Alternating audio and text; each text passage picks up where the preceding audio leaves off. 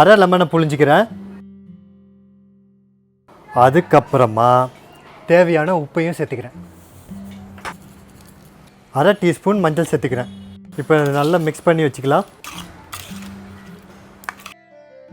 6 பூண்டையும் அரை இன்ச் இஞ்சியும் நான் இடிச்சுக்கிறேன். சூப்பராக இடித்தாச்சு.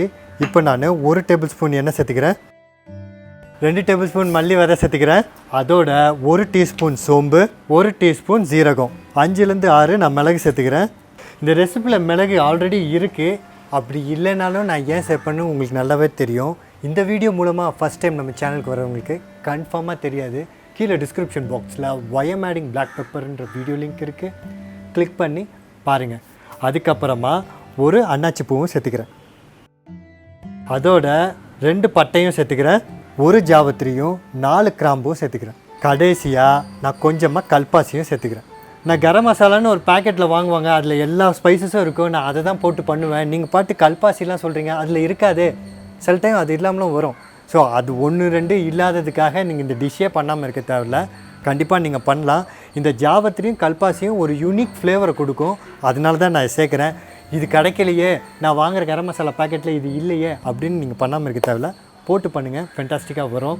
இது ஆக்சுவலாக இன்னொரு விஷயமும் இதில் இருக்குது. இது என்னென்னா, நான் ஆயில் ஊற்றி நல்லா வறுத்து எடுக்கிறேன். ஆக்சுவலாக இது ஆயில் ஊற்றாமலையும் வறுத்து எடுக்கலாம், அதுவும் நல்லா தான் இருக்கும். அப்படி நீங்கள் வறுத்து நல்லா திரித்து ஒரு டப்பாவில் போட்டு நீங்கள் வச்சுருந்தா கூட, நீங்கள் என்ன நான்வெஜ் பண்ணுறீங்களோ இந்த பவுடர் போட்டு நீங்கள் பண்ணிங்கன்னா ரொம்ப நல்லாயிருக்கும். லைக் சிக்கன் கறிக்கு மட்டும் இல்லை, நீங்கள் மட்டன் கறி பண்ணினாலும் இதை போட்டு பண்ணலாம். அது இல்லாமல் சில ஃபிஷ் கறி பண்ணும்போது கூட இது போட்டால் கூட இது ரொம்பவே நல்லாயிருக்கும். ஸோ நான் வந்து தேங்காய்லாம் போட்டு வறுத்து எடுத்து நான் இதை பண்ண போகிறதுனால நான் கொஞ்சோண்டு எண்ணெய் ஊற்றி இதெல்லாம் போட்டு வறுத்து எடுத்து இந்த மசாலாவை அப்படியே நான் சிக்கனில் போட்ட போகிறதுனால நான் இப்படி பண்ணுறேன்.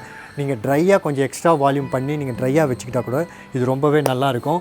ஸோ இப்போ நான் இதை நல்லா வறுத்துக்கிறேன். நல்லா வாசம் வர ஸ்டார்ட் ஆகிற சமயத்தில் நம்ம 1/4 மூடி தேங்காவை திருகி வச்சுருக்கேன், அதை நான் இப்போ சேர்த்துக்கிறேன்.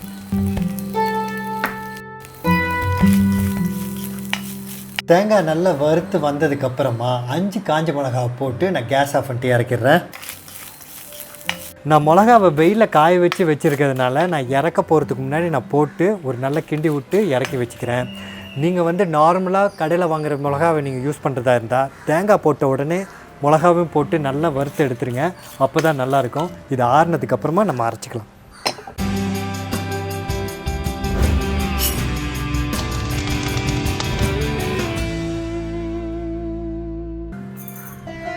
கொஞ்சமாக தண்ணி ஊற்றி அரைச்சிக்கலாம்.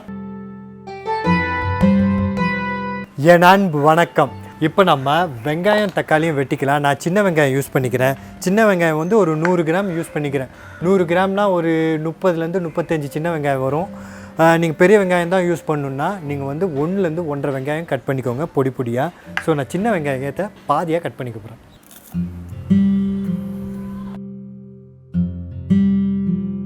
2 தக்காளியை நான் கட் பண்ணிக்கிறேன்.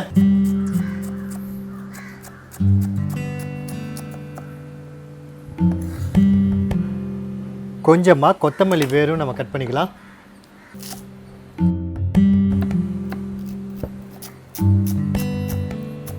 கொத்தமல்லி வேரில் தான் நல்ல இன்டென்ஸான ஃப்ளேவர் இருக்குது. அதனால கொத்தமல்லி வேர்களை நீங்கள் வெட்டி வீசிட வேண்டாம். நீங்கள் குக் பண்ணும்போது வேர்களை யூஸ் பண்ணிக்கோங்க. கடைசியாக ஃபினிஷ் பண்ணும்போது தலைகளை போட்டு ஃபினிஷ் பண்ணிக்கலாம். இப்போ நான் 2 டேபிள் ஸ்பூன் எண்ணெய் ஊற்றிக்கிறேன். எண்ணெய் நல்லா காஞ்சிருச்சு. இப்போ நான் இடித்து வச்ச இஞ்சி பூண்டை சேர்த்துக்கிறேன். இஞ்சி பூண்டு நான் இடித்து சேர்க்கறதுனால நான் வந்து இப்போவே சேர்க்குறேன். நீங்கள் விழுதாக சேர்க்குறதா இருந்தால் வெங்காயம் கொஞ்சம் வதங்கினதுக்கப்புறம் சேர்த்துக்கோங்க. இப்போ நம்ம வெட்டி வச்சுருந்த சின்ன வெங்காயத்தை சேர்த்துக்கலாம். வெங்காயம் வதங்கிறதுக்கு தேவையான உப்பை சேர்த்துக்கலாம்.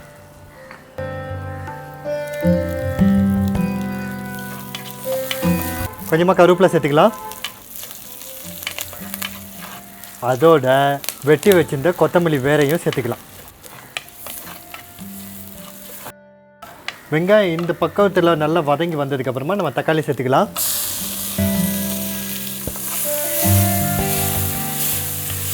தக்காளி ஒரு 2 நிமிஷம் வதங்கினதுக்கப்புறமா நம்ம சிக்கனை சேர்த்துக்கலாம்.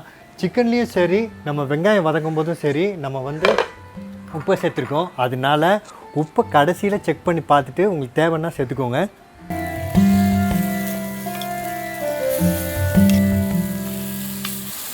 சிக்கனை போட்ட உடனே மசாலா ஊற்றி தண்ணி ஊற்றிட வேண்டாம்.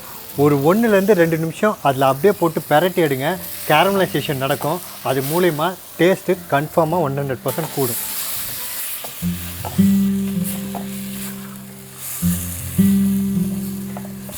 இப்போ நம்ம அரைச்சி வச்ச மசாலாவை சேர்த்துக்கலாம்.